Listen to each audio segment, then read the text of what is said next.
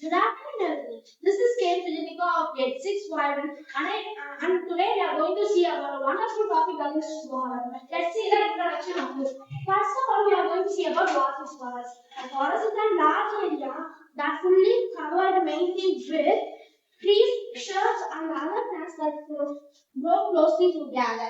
And forest is one of the nature's special forests, and it always called green lungs of the air, and it's home for many animals, birds, and insects as they play a crucial role in producing oxygen and cleaning the air. Let's move on to the use of forest. Clean air.